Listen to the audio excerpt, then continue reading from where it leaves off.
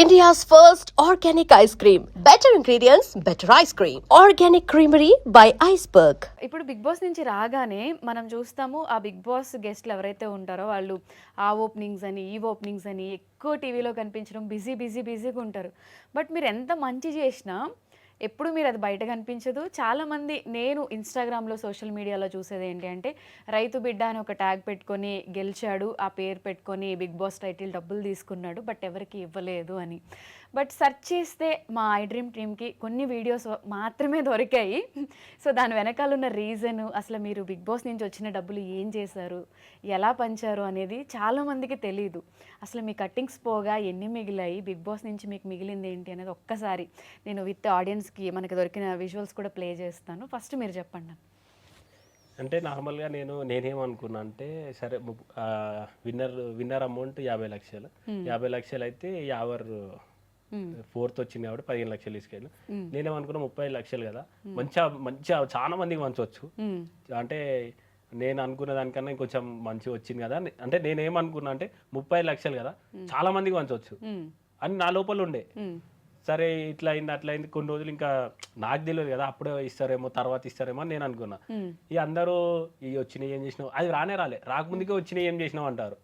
35 లక్షల్లో ట్యాక్స్లు అన్నీ కట్ అవుతాయి. చెప్తా అది ఏంటంటే 30 లక్షలు కదా అది రానికి టైం పడుతుంది. కొంతమంది తెలియక అంటేనే ఉన్నారు, ఇంకా హరి ఏంది ఇవి రాలే వీళ్ళు అంటేనే ఉన్నారు, అసలు వీళ్ళకి ఏం తెలుసు వచ్చినాయా రాలేదా వీళ్ళకి ఏం తెలుసు గిట్లా అంటున్నారా అని నేను బాధపడ్డా. ఒక అన్నుండి నేను 10 లక్షలు ఇస్తా నువ్వు అంచు అంటే అన్న నా సంతోషం ఏంటంటే నేను అంత దూరం పోయినా నేను గెలిచిన, నేను అనుకోలే గెలుస్తా అని గెలిచిన నా సంతోషం ఏంటంటే ఆ పైసలు ఇస్తే నాకు ఇంకా ప్రౌడ్ ఉంటుంది కదా అన్న అని నేను చెప్పిన. సరే తమ్ముడు నీకు నచ్చినట్టు అందరికి ఇట్లా అంటురని నేను ఇట్లా అన్నా అంటే అన్న నువ్వు చెప్పింది నాకు మంచిగా అనిపించింది కానీ ఆ అమౌంట్ ఇస్తే నాకు మంచిగా అనిపిస్తుంది కదా అన్న అని నేను అన్న తర్వాత చాలా ఇంకా వస్తాలో ఇంకా నాకు తెలియదు కదా టైం పడుతుందని.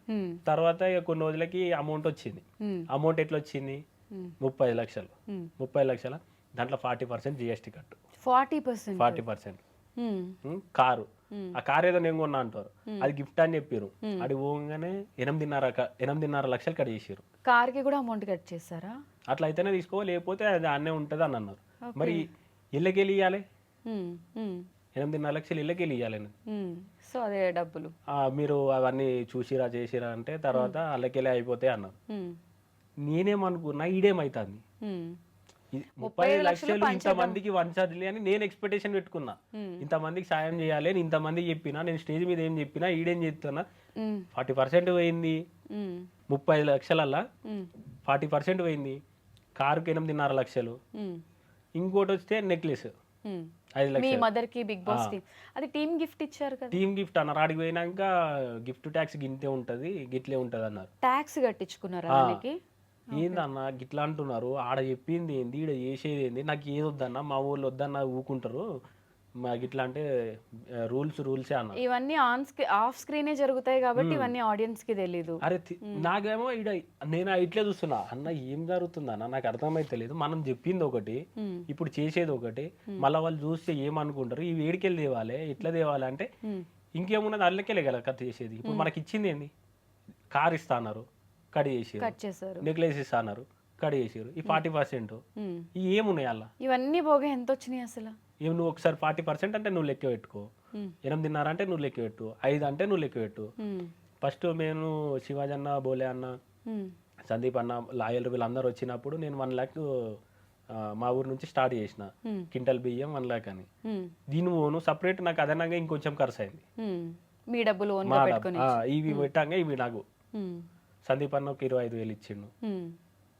ఒకసారి చూద్దామన్నా మీరు ఎవరెవరికి హెల్ప్ చేశారు అంటే ఇప్పుడు మీరు చెప్తున్నారు 40% కట్టింగ్స్ అంటే మీకు చాలా తక్కువ అమౌంట్. నాకు నిజంగా చెప్తానా మస్తు బాధ అనిపించింది. అరే నేను అనుకున్నా ఇవి ఎన్నో స్టేజ్ మీద ఇస్తేనే అయిపోతుండే, ఈ అంత పంచాయతీ ఉండకపోతుండే కొట్లాడు ఉండకపోతుండే.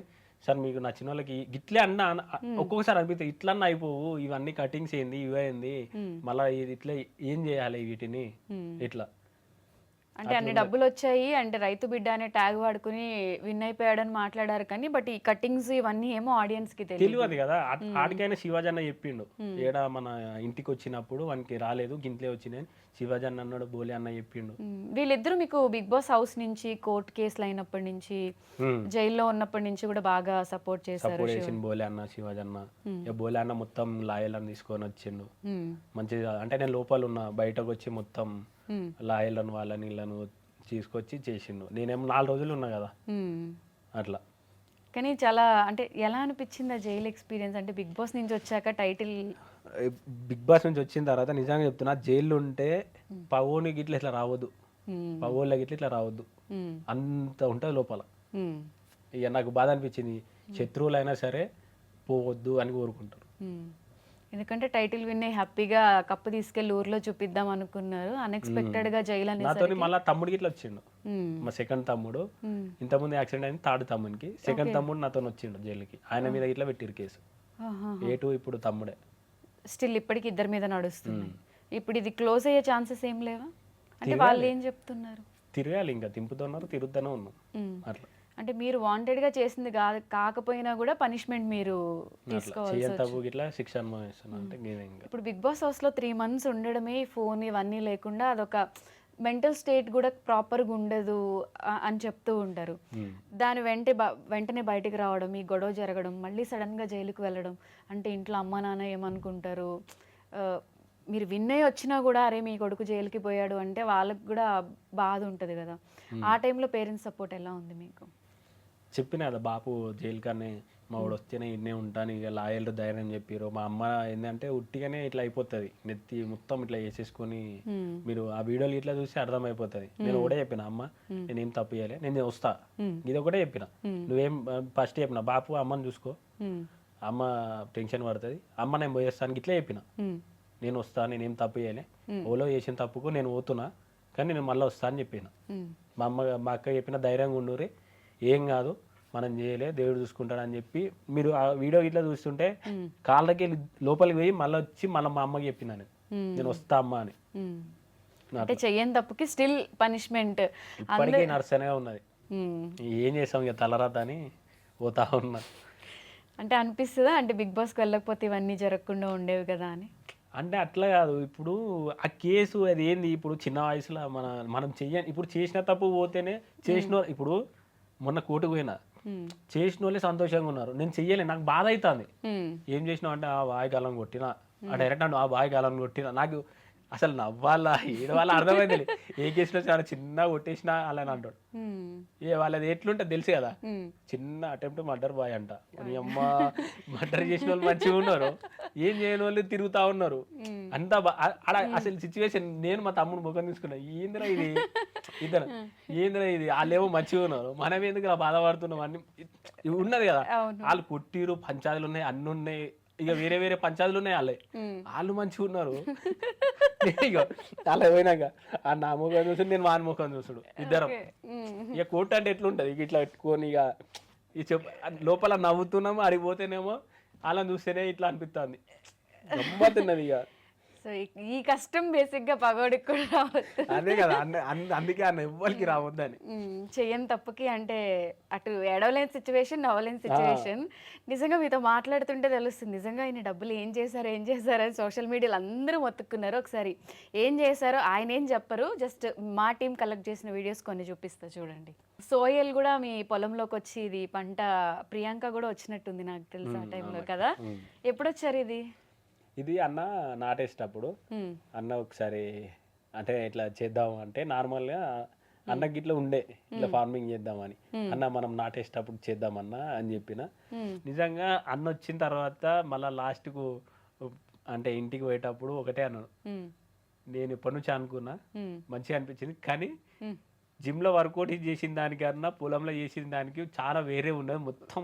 మొత్తం ఇట్లా పుండు అయిపోయింది, అంటే నార్మల్గా పెయ్యి మొత్తం ఆగమాగం అయిపోయింది అని అన్నాడు.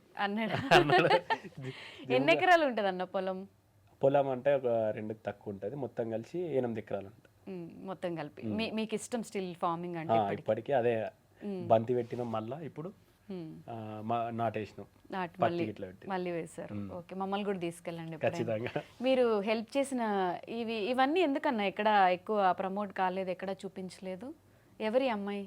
అయితే ఈ అమ్మ నేను నార్మల్గా ఆ చిన్న బాబు ఉన్నాడా, ఆ చిన్న బాబుకి ఏంటంటే ఉడుకు నీళ్ళల్లో పడ్డాడంట.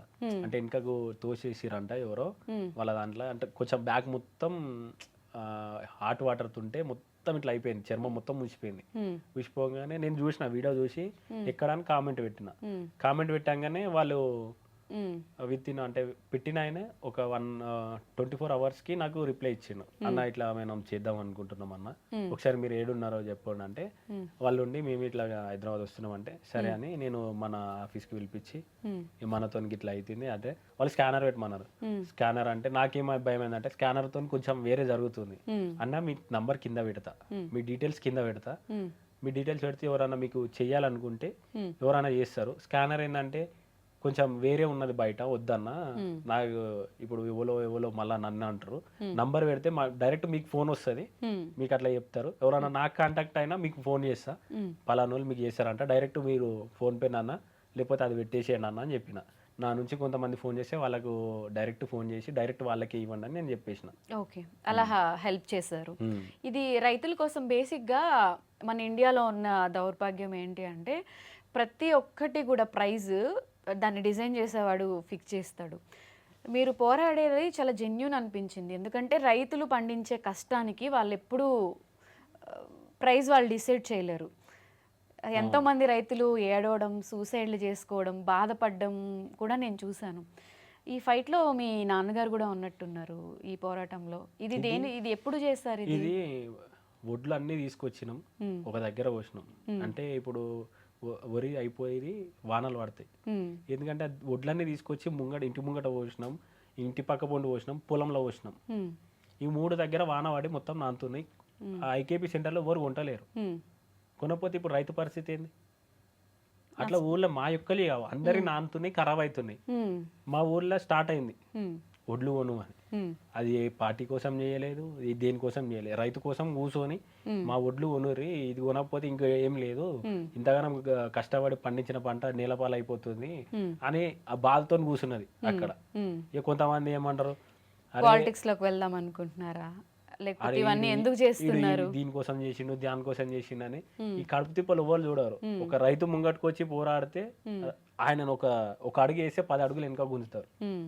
వచ్చి పొలం కాడికి వచ్చి ఒక పని చేస్తే అది ఏంటిది, ఎట్లున్నది, వాతావరణం ఏందని వాళ్ళకి తెలుస్తుంది. అప్పుడు ఇక నోళ్ళన్నీ బంద్ అవుతాయి, ఆడికి వచ్చి చెయ్యరు అనేది అంటారు. అంటే ఇప్పుడు అవన్నీ అలా తడుస్తూ ఉంటే మళ్ళీ మీకు ఆ పని వేస్ట్, మళ్ళీ ఆ బాధతోని ఎవ్వరు వంటలేరు అన్న బాధతోని ఏడ్చిపోయి ఆడ బాబు కూర్చున్నాడు. కూర్చున్న తర్వాత మా బాధ గిది అని నేను అలా చూపిస్తే ఇక కొంతమంది కావాలని ఏదేదో అన్నారు. ఆ వీడియోని చూసి మా ఒడ్లు కొనకపోతే మేము ప్రైవేట్కి అమ్ముకున్నాం. ప్రైవేట్గా కొననీయకపోతే మేము ప్రైవేట్కి అమ్ముకుంటే 2,000 చిల్లర ఉండే, మా ఒడ్లు పోయింది 1,800-1,700 పోయింది. ఇది చాలా పాపం దారుణం అనిపిస్తుంది కదా, మనం ఎవ్రీ ఇయర్ చూస్తూనే ఉంటాము. అంటే మీకు ఇలా ఫైట్ చేస్తున్నారు కాబట్టి ఇన్ ఫ్యూచర్లో పాలిటిక్స్లో కూడా వెళ్ళాలి అని ఇంట్రెస్ట్ ఏమైనా ఉందా? దేవుడు రైతుల కోసం కొట్లాడమని దేవుడు పంపిస్తే ఖచ్చితంగా అడుగు రైతుల కోసం వేస్తా. ఇక అనుకునేటోళ్ళు అనుకుంటూనే ఉంటారు. ఈ వీడియో వచ్చేసి నేను మాల మీద ఉంటే ఎవరిదైనా పంటనే. ఆ వీడియో చూడంగానే నాకు బాధ అనిపించింది. బాధ అనిపించగానే నేను నిర్మల్ మన తమ్ముడు ఉంటాడు, ఇట్లా వేయడాన్ని కనుక్కోమంటే అంటే నిర్మల్ దగ్గర అని చెప్పగానే ఒకసారి ఫోన్ చేసిన. ఎక్కడ అంటే అన్న మన నుంచి ఒక 50 కిలోమీటర్లు ఉంటుంది అన్నాడు. అంటే నేను ఇట్లా చేద్దాం అనుకుంటున్నా, 350 కిలోమీటర్లు మా నుంచి, వాళ్ళ నుంచి 50 కిలోమీటర్లు ఉంటుంది. నేను మళ్ళీ పోవాలంటే నేను మాల మీద ఉన్నా, అంత దూరం పోయి మళ్ళీ ట్రావెలింగ్ చేయాలంటే మళ్ళీ 350 అటు 350 ఇటు, మాల మీద ఉన్నాం. ఏ రేటు మంచి ఎటు చెడు అని నేను మళ్ళా పెద్ద స్వామిని అడిగితే వద్దు, అక్కడ నుంచి ఎవరైనా ఉంటే పంపించి చెయ్యి అంటే నేను ఇక్కడ నుంచి ఉండి వాళ్ళ తమ్ముడిని అక్కడ పంపించి ఇట్లా అనుకుంటున్నా అని చెప్పి మరి అట్లా ఇచ్చిన. ఆ వీడియో ఇట్లా తీయకపోదును. ఇక కొంతమంది అనుకుంటున్నారు కదా, చెప్పిన అమ్మ నేను ఇస్తా, నేను రాను, వీడియో కాల్లోనే మాట్లాడతా, ఇది కొంతమందికి చూపెట్టనీకే అమ్మా అని అక్కడ నుంచి మళ్ళీ అది ఇచ్చిన. ఇది ఒక్కటి నేను ఇట్లా చూపెట్టిన. ఇవన్నీ కూడా ఇప్పుడు మీరు బిగ్ బాస్ లో విన్ అయిన అమౌంట్ డొనేట్ చేస్తారా, పర్సనల్ గా వచ్చిన అమౌంటేనా? బిగ్ బాస్ నుంచి ఇప్పుడు ఎంత అయితే మనకు కొంచెం మిగిలిందో అక్కడ నుంచి ఏంటంటే కొన్ని చెప్పలే నేను. నా తప్పు ఏంటంటే ఇట్లా అవుతుందని నాకు తెలియదు. ఏంది ఇట్లా ఇప్పుడు చిన్న పాపాలను తీసుకొని వచ్చారు, మా ఇంటికాడ కెమెరాలు ఉన్నాయి, అన్నీ ఉన్నాయి. చిన్న పాపాలను ఇంత పాపాలను తీసుకొచ్చినాక వీడియో తీద్దామంటే నా మనసు ఒప్పదు. అన్ని ప్రతిదీ ప్రూవ్ వాళ్ళు ఏమో గింతున్నారు, వాళ్ళని ఎట్లా తీసుకొని వీడియో తీయాలి. ఒకళ్ళు అయితే ఇంటికాడనే వండుకున్నారు, అరే వీళ్ళని ఎట్లా వీడియో తీయాలి, నేను ఎట్లా అడగాలి, వీళ్ళను ఎట్లా ఇచ్చినా అని ఎట్లా చెప్పాలి. వాళ్ళేమో ముఖం ముంగటికి రమ్మంటే బాధపడతారు, వద్దన్నా మా ఫేస్ వద్దన్నా. చాలా మంది ఒప్పుకోరు అలా రావడానికి. మరి పైసలు ఇమ్మను ఇట్లా అంటే ఇక బాధతో ఇచ్చిన తర్వాత సరే అమ్మ మీకు గుర్తుంటే చాలు, నేను ఇచ్చింది దేవునికి యాదుకుంటే చాలు గిట్లే అనుకున్నా. నా మనసుకు మీకు దేవుళ్ళకి తెలిసే చాలు అని నేను ఇచ్చేసిన. నా తప్పు ఏంటంటే గది తర్వాత తెలిసింది, నా తప్పు తీసుకోలేదు, వీడియో తీసుకోలేదు అని తర్వాత తెలిసింది. అసలు ఎవరికి మంచి పనులు చేసామనేది తీసుకున్న వాళ్ళకి చేసే వాళ్ళకి తెలిస్తే చాలు. అంటే ప్రతిదీ ప్రూఫ్ పెట్టుకోలేరు. ఆల్రెడీ మన దగ్గర చాలా ప్రూఫ్స్ ఉన్నాయి. బట్ కమెంట్ చేసే వాళ్ళు, మాట్లాడే వాళ్ళు ఎవరైనా ఒక 1 రూపీ అన్న ఎవరికన్నా హెల్ప్ చేస్తుంటే